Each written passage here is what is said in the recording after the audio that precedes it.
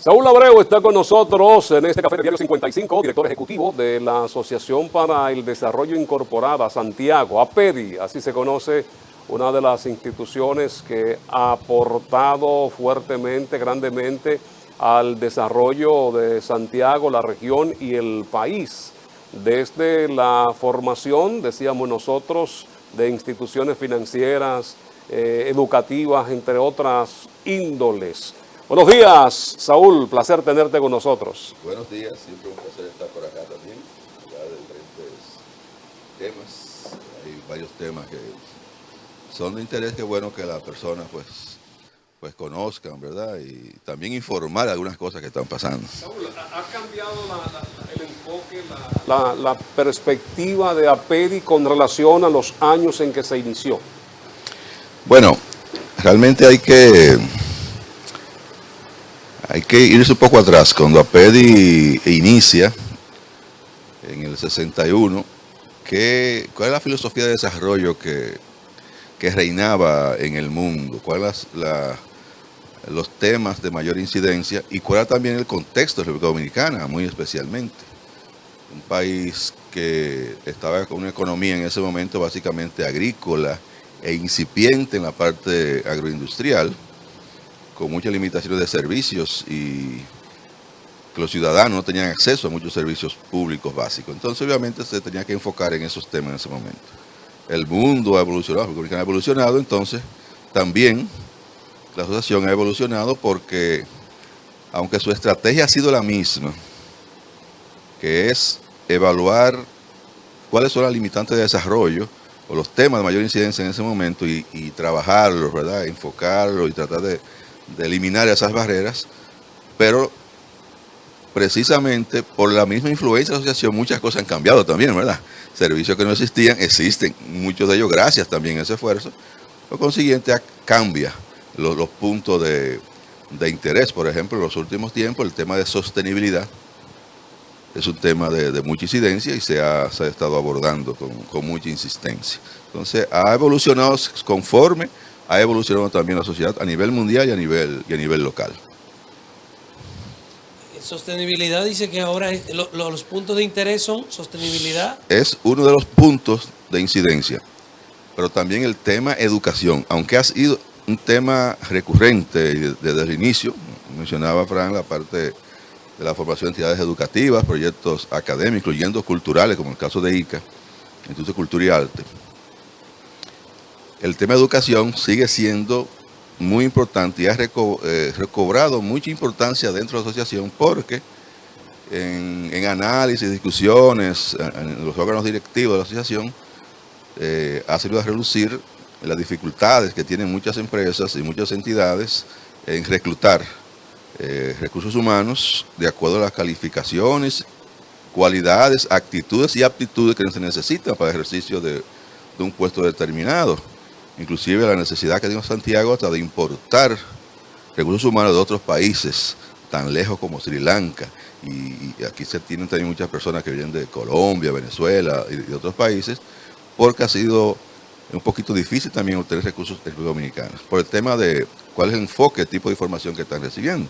Entonces, educación se ha retomado como un tema de gran interés y estamos ahora embarcándonos en un proceso de seleccionar escuelas de nivel inicial para apadrinarlas, para llegar a acuerdos, para apoyarlas, para lograr impactar en la calidad de la educación que están recibiendo los jóvenes y hasta nivel profesional. Eso es un tema. Lo que las empresas están buscando hoy día a nivel de capital humano debe salir de las universidades. Es un asunto tan de fondo que hay que irse al sector primario. Sí, hay que irse desde abajo porque hay elementos de la formación que son, digamos, habilidades suaves, blandas, ¿verdad? Que son de actitudes más que de aptitudes, que hay que formar desde un principio, el asunto de valores, de trabajo en equipo, de una sensibilidad también a diferentes temas y capacidades que hay que formarlas desde un principio. A veces uno piensa que un profesional que sale de una universidad tiene las capacidades en muchas áreas, y la tiene, pero con limitaciones. Por ejemplo, algo tan sencillo como la comunicación, la capacidad de expresarse, tanto de forma oral como escrita. Es una habilidad que no es tan común, sobre todo en la habilidad de expresión escrita. O sea, que una persona que escriba bien un informe, por ejemplo, eso no es una habilidad que uno le encuentra tan fácil. Entonces, eso hay que formarlo también desde un principio, pero sobre todo el hecho de tener esa motivación, sobre todo en estos tiempos, de que uno tiene que estar luchando en los espacios de trabajo, sobre todo con las personas más jóvenes, que no quieren desprenderse de un teléfono, que quieren estar metidos en la red, aún en el trabajo, y uno descuida un momento y están ahí ya inmediatamente con el teléfono. Hay empresas que han tenido que inclusive que desconectar la conexión en las empresas, solamente tenerlo en un momento determinado, inclusive algunos que tienen que dejar el teléfono en un lugar, porque si no están una falta también de compromiso, de responsabilidad, y eso hay que trabajarlo. Y el tema de la sensibilidad medioambiental, ¿qué prioridad tiene en la agenda nuestra? Es muy, muy importante, muy importante. Y de hecho yo creo que hemos avanzado mucho con ese tema, porque antes, vamos unas décadas atrás, es un tema que era tratado por grupitos muy pequeños, de espacios muy reducidos y limitados. Sin embargo, ya esos temas son de tratamiento general, del ámbito general. Muchas personas ya hablan de estos temas, sobre todo en las escuelas ha trabajado muy bien con eso, en los centros privados especialmente, en los públicos también. Y ya los niños vienen con esa preocupación y hasta inclusive le exigen a los padres un comportamiento determinado. Hay que trabajarlo más todavía, claro, porque no solamente debe quedarse en la parte filosófica, en palabras, sino también llegar a la parte de los hechos. Ejecutorias. Pero sí, yo creo que se ha avanzado con eso. Nos queda mucho por trabajar. Por ejemplo, una preocupación que nosotros hemos tenido desde el principio de formación APEDI, que es el tema del agua y el manejo de la cuenca. Por suerte, estuvimos participando la semana pasada en un encuentro nacional de gestión de cuencas hidrográficas, organizado por el Ministerio de Medio Ambiente en Santo Domingo, donde me llamó la atención que el ministro de Medio Ambiente estuvo los 2 días completos en ese encuentro, que es algo poco común, ¿verdad? Tú tengas un ministro, bueno, participa en el acto inaugural, ¿verdad? Se va, pero estuvo de principio a fin los 2 días consecutivos, no salió del salón. Y terminó con la palabra del presidente de la República. El presidente anunció que ya va a someter el próximo 27 de febrero el proyecto de ley de agua, que se ha estado discutiendo por décadas también. Por suerte, la versión que se va a someter es una versión que satisface nuestras inquietudes. La versión que se sometió hace un par de años, nosotros dimos una opinión desfavorable a ese proyecto porque contenía elementos que no debía tener y tenía falencias que no cubría, pero el proyecto de someter ahora ya incorporó muchas inquietudes que diferentes personas, diferentes grupos pues manifestamos en ese momento. Muchas veces, perdón Saúl que te interrumpa, se cree que los empresarios llegan a hacer negocios y que dentro de esta ley de agua, pues también muchos empresarios han estado buscando la manera de beneficiarse del mismo. Tú que conoces este proyecto que se va a someter, ¿qué razón o qué ciencia cierta podemos tener? Realmente no es así, no es así. Hay inquietudes que pueden estar basadas en experiencia en otros países, que ha pasado. El caso de Bolivia es un ejemplo.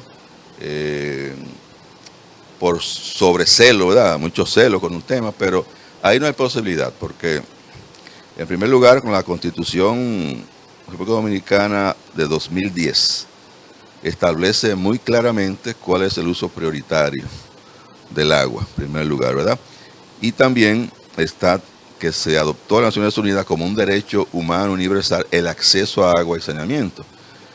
Nosotros como signatario, ¿verdad?, de los tratados con las Naciones Unidas, pues somos muy respetuosos como país con esos temas. Entonces, no hay forma de que la preocupación sobre la privatización del agua, eso tenga efecto. Eso no hay forma. Ahora, eso no quiere decir que no se facilite la participación del sector privado en el agua como servicio.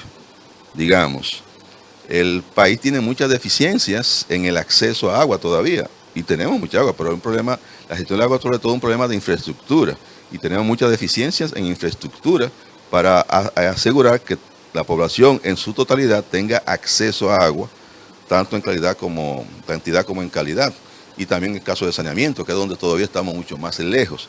Entonces, que se faciliten concesiones para uso de agua por el sector privado, que se faciliten a través no solamente de esa ley, sino de otras legislaciones, que haya alianzas público-privadas para ofrecer servicios, ya es otra cosa, que es conveniente inclusive para facilitar que se hagan las inversiones necesarias para permitir ese acceso universal a agua y saneamiento. Se Son estaría cosas moviendo diferentes. como especie de fideicomisos por ahí. No necesariamente, porque tenemos por un lado la ley de alianza público-privada que estaba, y también puede ser fideicomiso, porque con el tema de fideicomiso, por un caso muy particular, se ha querido satanizar la figura de fideicomiso. Y eso me sorprende realmente, que personas inclusive muy versadas hasta en el tema, pues se ha querido satanizar, y muchas veces ignorancia por un lado, sobrecelo por otro y ventaja política por otro.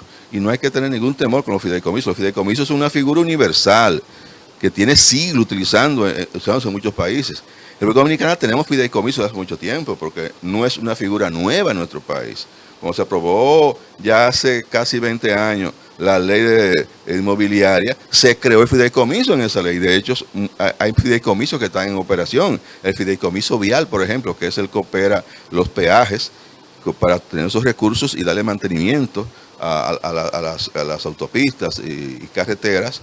Pero muchos proyectos de construcciones de apartamentos de bajo costo es con el fideicomiso que se estaba haciendo, y eso ha funcionado perfectamente. Pero la discusión no ha sido que sea una figura nueva, sino de cómo muchos de ellos han afectado directamente a la República Dominicana. Yo que me mencionen uno. Por ejemplo, lo vial.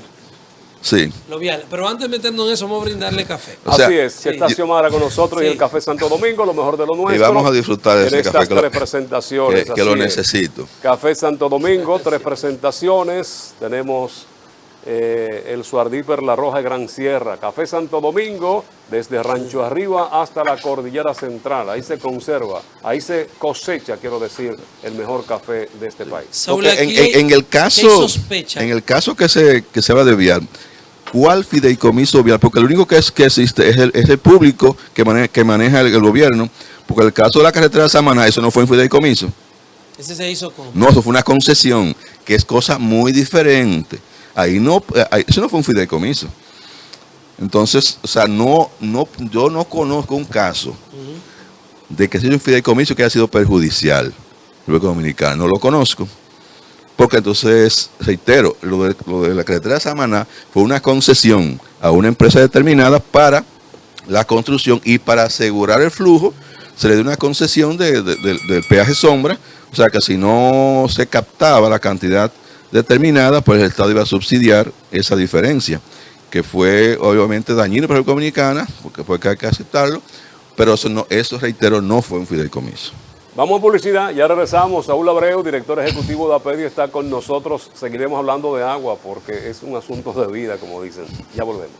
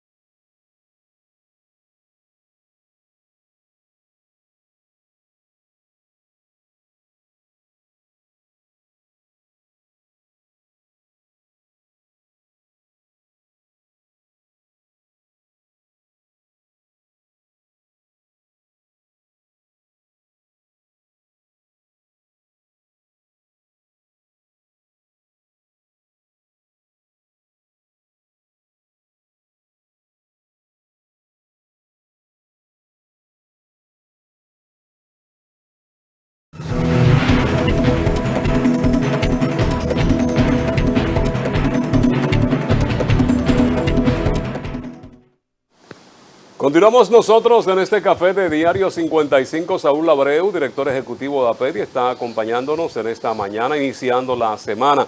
Saúl, el presidente de la República acaba de anunciar de que va a intervenir otros ríos. En la capital, Isabela, está el río Yaque del Sur. ¿Esto se relaciona de alguna manera con esto de la ley de agua que va a introducirse al Congreso? Bueno, son procesos paralelos, ¿verdad? De hecho, asistimos el año pasado, a principios del año pasado, a un acto con el entonces amigo ministro de Medio Ambiente, lamentablemente fallecido, Orlando, en un acto que se hizo en Rancho Arriba de San José de Ocoa, donde se anunciaba, ¿verdad?, proyectos para intervenir en las cuencas. El presidente ha reiterado este tema, que se facilitará con la ley de aguas, porque la ley de agua establece la formación de espacios de gestión participativa en cada una de las cuencas, que ha sido una aspiración de APEDI de su fundación, que existan los consejos de cuenca. Entonces la ley establece eso, entonces va eso paralelo. Lo importante es que es un tema que desde el gobierno se ha estado abordando con bastante insistencia. Los avances que hemos tenido en la sensibilidad de la ciudadanía con el tema ambiental también favorece que trabajemos en nuestras cuencas para asegurar ese bien público que es el agua, elemento esencial de desarrollo. Entonces, tenemos preocupaciones con la gestión de cuencas por el deterioro que observamos en zonas de recarga hídrica, sobre todo por la expansión de aspectos productivos, como el caso de la ganadería de montaña, que es la principal preocupación, en algunos cultivos, como el caso de la tayota, hacia la parte alta, que del norte, en Manabao, la Ciénaga, aparece allá también, y algunos proyectos también de desarrollo inmobiliario, que requieren una intervención para proteger. Entonces la ley de agua, por suerte, esta versión que se va a presentar, que la estamos inclusive discutiendo, hoy mismo tenemos una reunión aquí en Santiago, algunos actores para revisar algunos puntos, contempla la protección de la zona de recarga hídrica. Eso es muy importante. Entonces, son procesos paralelos, ¿verdad?, que se están haciendo y que son buenas noticias, porque son aspectos que hemos estado también insistiendo que se haga, porque necesitamos que asegurar que el agua se proteja. Que son de los temas que entran al debate, Saúl, porque mucha gente entiende de que el gobierno dominicano, el Estado, a través del gobierno, le dice a los empresarios privados, miren, ahí se lo pongo en bandeja, administrenlo, resuelvan con eso. Es decir, los ríos se los saneamos, se los pusimos descontaminados, ténganlo, regúlenlo. Bueno, realmente eso nunca ha estado en manos del sector privado, ¿verdad? O sea, el dominio de las aguas siempre ha estado en manos del Estado, y la legislación actual así lo contempla, y la legislación nueva también así lo va a contemplar. La intervención privada en el tema de gestión de agua está muy especificada, los procesos de solicitud, de concesiones, de verificaciones, ese tipo de elementos que nunca va a estar en manos privadas. Y eso está claro, o sea, y se insiste en esa parte. El agua es un bien público. La Constitución establece, así la ley también establece cuál es el uso prioritario, diferentes usos, y siempre el tema de consumo humano es el principal. O sea, nunca deberá afectarse el acceso al agua de bien público protegido por la Constitución, y el acceso al agua, que es un derecho humano universal. Saúl, este anuncio de la semana pasada del presidente, protección de las cuencas, la ley del agua, incluye un sinnúmero de cuencas hidrográficas que ya se han mencionado, pero con relación a Santiago, al Yaque del Norte, que tenemos décadas trabajando en su protección, recuperación, el tema de contaminación, el anuncio del presidente la semana pasada, ¿cómo impacta a este proceso con el Yaque del Norte? Muy importante, y lo impacta bastante. O sea, no tenemos varias cuencas, pero hay que ver que las cuencas de mayor preocupación siempre son aquellas que dan el acceso a agua a la mayor población posible. Por eso se habla siempre de lo que es para el agua del Gran Santo Domingo, Osama, Isabela, Nizao, esas tres cuencas que son las que abastecen al Gran Santo Domingo, y obviamente hay que intervenirla, y luego ya queda el norte, que es la que abastece el Cibao, especialmente Santiago. Y en el caso del Yaque del Norte es la cuenca de mayor estrés hídrico, quiere decir que es el agua más comprometida si medimos la demanda con relación a la oferta. Se habla inclusive que para el 2015 teníamos casi el 97% del agua comprometida en la cuenca de Yaque del Norte, lo cual establece entonces la zona de que hay menor oferta de agua per cápita a nivel nacional, por consiguiente es algo frágil. Ahora, hay que siempre aclarar que uno de los problemas principales que tenemos con el agua es la infraestructura de gestión del agua. ¿Qué me refiero? Aquí almacenamos muy poca agua. Aquí hacen falta más presas para almacenar agua. Aquí almacenamos solamente el 9% del agua disponible. Nosotros estamos en más de un 40%. Hay países que tienen hasta un 90% de almacenamiento. Cuba tiene 300 y pico. Aquí solamente almacenamos, reitero, el 9%. Aquí no llegamos ni a 30. El agua se va al mar y hay zonas que no tenemos ni una sola presa todavía. En la costa atlántica, en la cuenca atlántica no hay ninguna presa. Hacia el este hay una en proceso, pero no hay ni una tampoco construida hacia el este. Tenemos algunas hacia el sur y más hacia acá, hacia el norte. Pero hay zonas que no tienen almacenada una gota de agua. Y aquí almacenamos muy poca. Por eso de que tenemos un año de sequía, hay que decirle a los roceros y bananeros, no van a tener agua ahora, porque el poquito que queda solamente para consumo humano, vamos a dar un poquito de agua a ustedes. No pueden sembrar más. ¿Por qué? Porque no tenemos agua almacenada. Entonces tenemos sobre todo que trabajar en la protección de las cuencas, porque hay que también, es muy importante, o sea, la principal presa debería ser la cuenca misma, o sea, la salud de esa zona de recarga hídrica que permite un almacenamiento natural del agua, una cuenca saludable que permite una buena infiltración, ¿verdad?, del agua que se almacena en los acuíferos y va alimentando los ríos. Esa debe ser la principal presa, la natural. Pero tenemos que tener obras grises de infraestructura que permita almacenar suficiente agua, que tiene varios usos, varias razones. Uno es el control de avenidas, o sea, el control de inundaciones, pero cuando llueve mucho, no tener esas inundaciones, pues el agua se puede controlar. Y luego entonces manejarla de acuerdo a la demanda. Y esa agua también se usa también para generación hidroeléctrica, o sea, que tiene diferentes usos. Entonces tenemos que construir más almacenamiento de agua. Entonces, pero más allá de decir lo que ha dicho el presidente la semana pasada, va a favorecer la protección de la fuente acuífera. Claro. O sea, pero ¿cómo se traduce eso? ¿En qué tipo de acciones? Bueno, como decía, hay varios elementos que no tomen en cuenta en esa parte. Primeramente, la intervención en la parte alta, la restauración de los servicios ecosistémicos en la cuenca, o sea, a través de reforestación, otro instrumento que se acaba de aprobar, la ley de ordenamiento territorial, que también estábamos demandando, ya la tenemos. Entonces, el ordenamiento territorial va a permitir también acciones concretas en el territorio para proteger la cuenca. Por otro lado, se está trabajando en un programa de eficiencia en el uso del agua, porque eso es otro elemento. O sea, nosotros tenemos, en el caso del principal uso del agua, que es la parte agrícola, tenemos una eficiencia de uso de menos de un 20%, o sea, el 80% del agua que da servicio a la parte agrícola se pierde, se mal usa, sobre todo porque tenemos problemas desde la conducción del agua hasta la finca y sobre todo en la finca, que no se usa la tecnología adecuada para un mejor aprovechamiento y sobre todo que tenemos los principales cultivos en la zona, en el caso nuestro, la cuenca de Yaque del Norte, son los dos cultivos de mayor consumo de agua, que es el caso del arroz y el banano. Y el banano consume más agua que el arroz inclusive.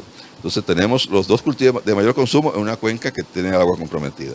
Pero la eficiencia a nivel de finca es bajísima. Se pierde porque es por inundaciones que estamos mojando.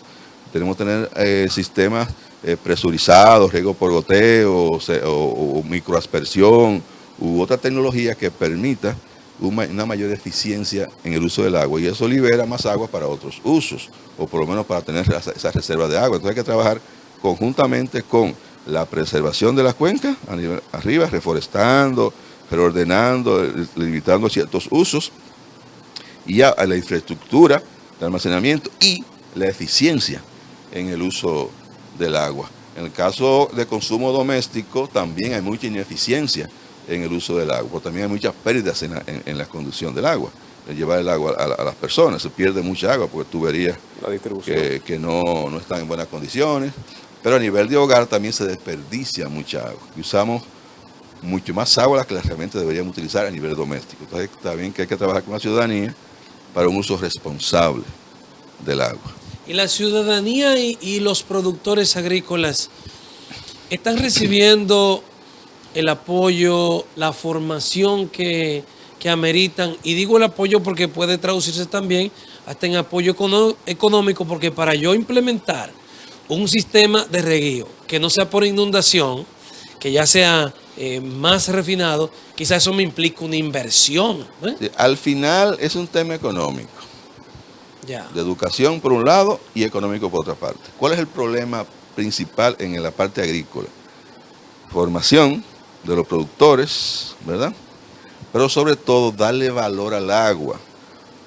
En un trabajo que hicimos hace unos 3, 4 años, viendo los costos de producción, en el caso del arroz y el banano, el costo del agua, o sea, tú tienes para producción agrícola 2 recursos básicos: la tierra y el agua.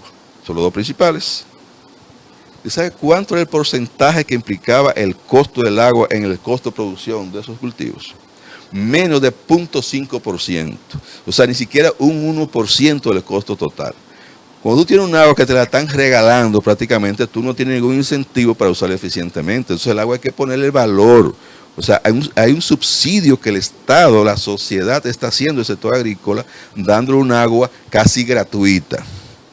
Entonces hay que poner un costo al agua. Mientras no hay un costo del agua que usted esté pagando por volumen, no hay ningún incentivo para usted ser más eficiente en el uso del agua. Porque usted, si usa un galón o usa 1000 galones, le van a cobrar lo mismo. Faltaría eso, una aplicación de una política, claro, que incentive. Que le ponga el valor al agua. Que usted dice, bueno, usted va a sembrar arroz, eso le va a costar 5 pesos por metro cúbico, no 0.0000 centavos por tarea, digamos, 100 pesos por tarea al año, 200 pesos por tarea. No, entonces, usted va a pagar de acuerdo al cultivo que estimamos que usa tantos metros cúbicos de agua. Entonces, ¿qué va a motivar eso? Varias cosas. Uno, entonces, espérate, con ese costo de producción, en vez de producir bananos, yo voy a producir frutales, que voy a tener un sistema mejor usado. Entonces yo voy a hacer un cambio de uso de suelo para un cultivo que me use menos agua. O no, yo voy a hacer esta inversión para tener yo voy a tener más cuidado cuando uso el agua, porque mientras más la uso, más voy a pagar. Entonces hay que valorizar el agua. Porque para que le llegue a la finca hay que hacer una presa, hay que hacer un canal, hay que hacer todo eso. Y es una inversión pública que se ha hecho, entonces allá no se paga suficiente. Entonces hay que trabajar ese elemento. Saúl, ¿qué se hace con el trabajo que se está haciendo en estos momentos con el río Arroyo Gurabo para descontaminar en parte el río Yaque del norte? Pero lo estaremos haciendo en la zona que impacta este arroyo, pero tenemos donde nace el río Yaque, que desde la cordillera central, Manabao, pero cuando pasa por Jarabacoa ya es una contaminación que nos viene afectando. Y yo sé que el trabajo y la inversión que se necesita para Jarabacoa es mucha. ¿No hay que trabajar por ahí también? Claro, claro, y de hecho hay propuestas y proyectos muy específicos. Como tú bien señalas, en Jarabacoa el río se contamina mucho porque Jarabacoa no tiene un sistema de tratamiento de aguas residuales. Hay 2 arroyos, Los Gatos y Hierbabuena, que cruzan por la ciudad y captan todas las aguas residuales y van al río. Sin tratar, no hay, excepto unas plantitas que hemos hecho, algunos barrios, algunas instituciones que hemos hecho a través de Plan Yaque con el Fondo Agua. No existe planta de tratamiento. Entonces lo primero es que hay que construir una planta de tratamiento de aguas residuales para la ciudad de Jarabacoa. Hay un proyecto aprobado para eso, un proyecto que sobrepasa los 300, 400 millones de dólares. Y está inclusive en el presupuesto nacional. Ahora, intervenir en la ciudad no es un asunto fácil, porque eso va a crear también muchos inconvenientes, ¿verdad? Porque tú abrir una ciudad, ¿verdad?, para instalar todo ese sistema de captación, de conducción del agua, eso va a ser un parto difícil, pero hay que hacerlo. Hay que hacerlo, porque es un proyecto aprobado en ese sentido. Y también en otras comunidades. Entonces,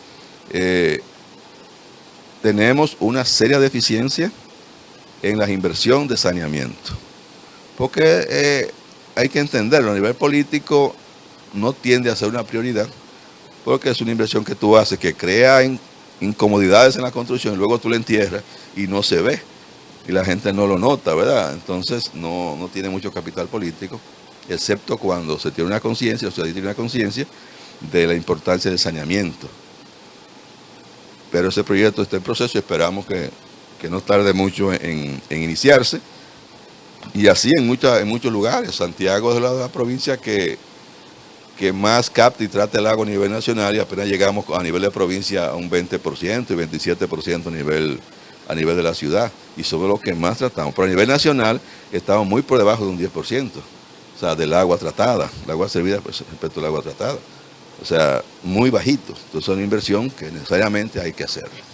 Saúl, la sabiduría del pueblo le ha permitido tomar la decisión de irse a las charcas a bañarse los fines de semana. Hay un balneario, la gente entiende que el yaque a la altura de las charcas no está tan contaminado. ¿Dónde comienza la contaminación del yaque? Que la sabiduría del pueblo dice, no, a partir de aquí yo no me puedo bañar en el yaque. Mira, la contaminación del yaque empieza desde que sale del Parque Armando Bermúdez. Tú tienes que 2 arroyos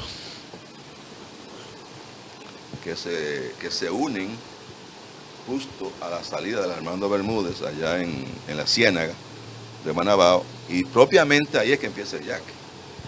Si tú entras al parque ahí mismo, donde está el edificio de administración, y bajas donde viene el caso de los tablones, entras ahí. Nosotros estuvimos el año pasado, de hecho, y tenemos fotos y videos, nosotros tomando el agua directamente del río ahí. Porque el agua ahí se puede tomar del río.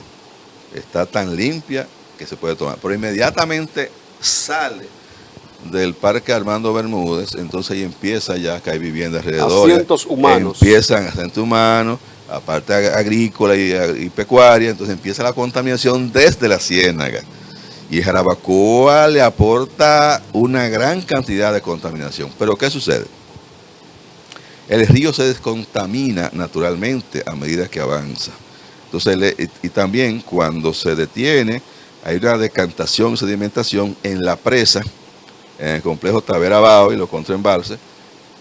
Hay una descontaminación natural. Y luego en el proceso que sale de la presa hacia abajo, se va descontaminando. Por consiguiente, cuando llega aquí a la charca, el río está apto para bañarse. No está apto para el consumo humano, pero está apto para bañarse. De hecho, nosotros tenemos un proyecto ya diseñado. Hace poco ya el arquitecto contratado para eso nos entregó el proyecto, que con el convenio de Comisión de Santiago Presidencia vamos a intervenir para formalizar el balneario de las charcas. Porque ahí no hay servicios. Sí. Entonces hay que hacer servicios que tengan baños, que tengan parqueo, el expendio de actividades. Ese proyecto esperamos que antes de terminar este año poder empezarlo, de formalizar ese balneario, inclusive unir 2 balnearios que son Timbeque, que está un poquito para arriba, y La Charca, y unirlo inclusive por un paseo que se puede hacer en bote, en kayak, de un punto a otro. Está contemplado. Ahora, cuando sale de ahí de La Charca, sigue avanzando, entonces desde que entra a Bellavista, ahí empieza la agresión, ¿verdad?, bastante intensa al río, con toda la descarga física, química, biológica, y el río avanza. En Santiago le aportamos una contaminación realmente desgarradora, enorme, y luego entonces tenemos la infraestructura de riego, de captación aquí en la otra banda, donde se les trae la mayor cantidad del agua al río, que está bien eso, porque el agua hay que usarla. Entonces ahí derivamos los 2 canales de riego, el principal, Ulises Francisco de Payá, y el Mesía Bogar, que son los canales que alimentan la producción agrícola hacia el Cibao Noroeste, que básicamente producción bajo riego, y entonces queda un caudal muy pequeño, inmediatamente le entra a Gurabo, altamente contaminado, luego tenemos Jacagua, ¿verdad? Y todo lo demás. Entonces el río, a su paso por Santiago, está altamente contaminado, altamente contaminado. Por eso la necesaria inversión que se está haciendo, apoyando a Corazán, en la infraestructura de captación, de conducción y tratamiento de las aguas residuales. Muy importante.